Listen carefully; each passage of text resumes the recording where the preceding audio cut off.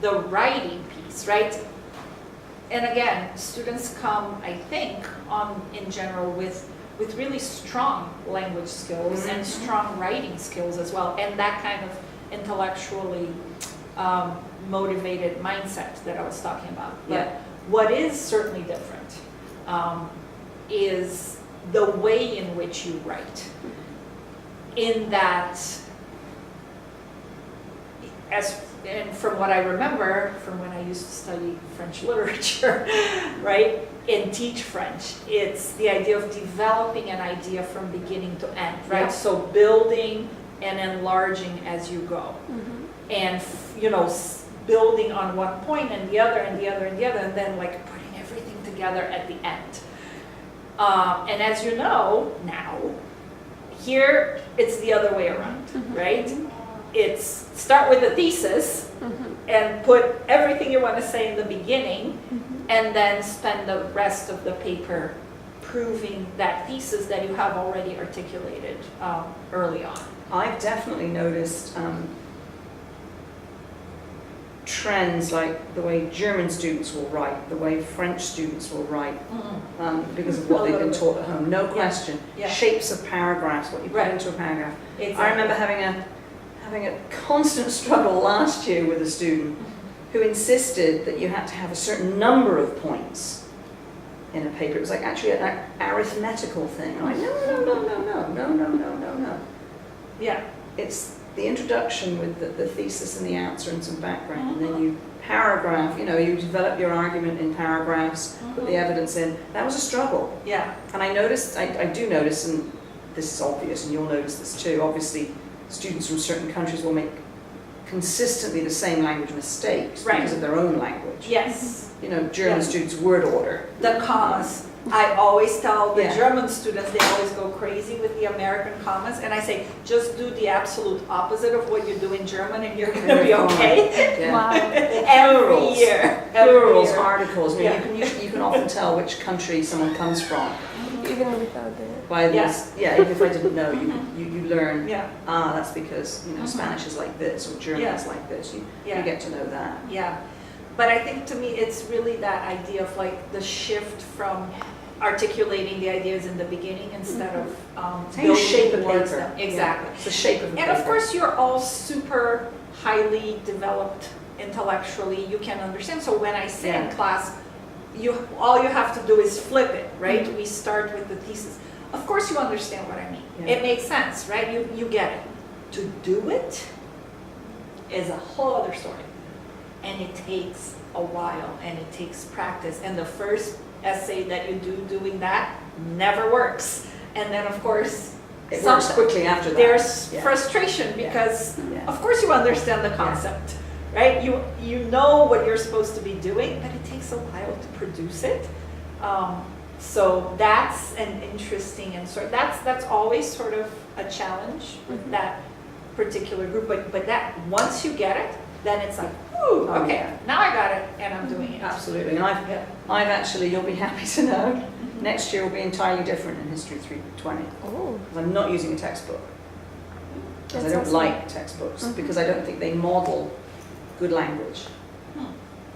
Wow. It's not the kind of prose I want people to write necessarily. Doesn't mean they're bad books, but so I'm going to be using different books, 2 different books next year that are much more prose oriented. So it will be more useful, I think, as a template for writing too. And I don't So even have sorry a you missed it. It's all different next year.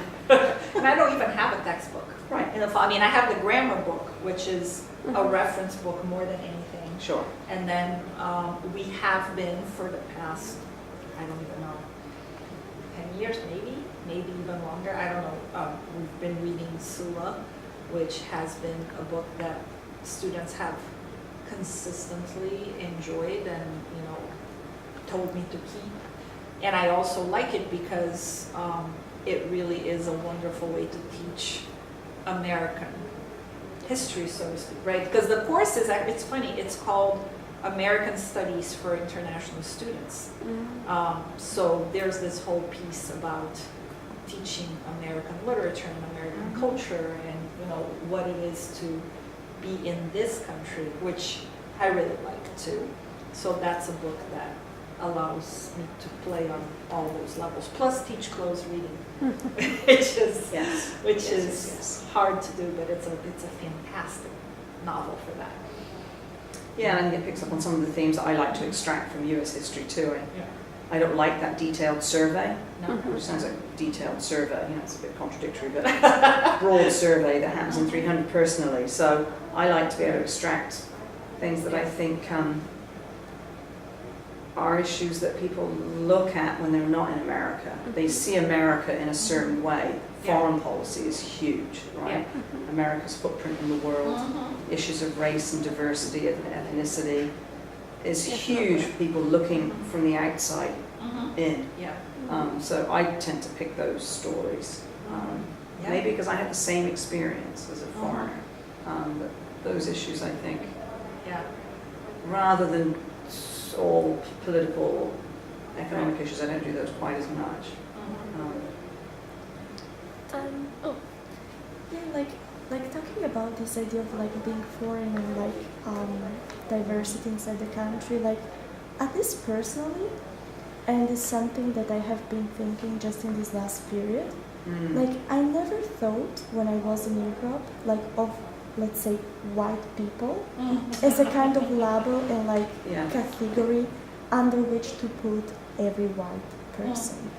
Well, like here sometimes in some classes, for example, when I'm taking a class of African American literature right now, and like sometimes I have this feeling that we all go under this label. Well, like I can say, because I have seen that in Europe there's a lot of racism and a lot of racial prejudice and institutionalized racism against like particular white people. Right. Like, do you have like this sensation as well? That like here in the United States, like there's this kind of difference. That racism plays literally in terms of the color of one's skin, Yeah, while you you're mean- saying that their Yeah. prejudice operates. Not that like white people, like they I all consider end it as up, one. yeah, like they all end up in the same box. Maybe just this is like more a question for you, Mr. Doheny, since you like come from England. That's a really good question. One thing I can say, or what I have really noticed in this country is that, and I understand why because of the history, Americans are very concerned with labels Yes. and definitions. Right. I think it's really contextual and really complicated because I think of the history of my own country and that has become more important now. But it just started more recently, since World War II maybe. Issues of skin colour, I think, are much more recent in England as dividing lines. They have a longer history in this country, for obvious reasons.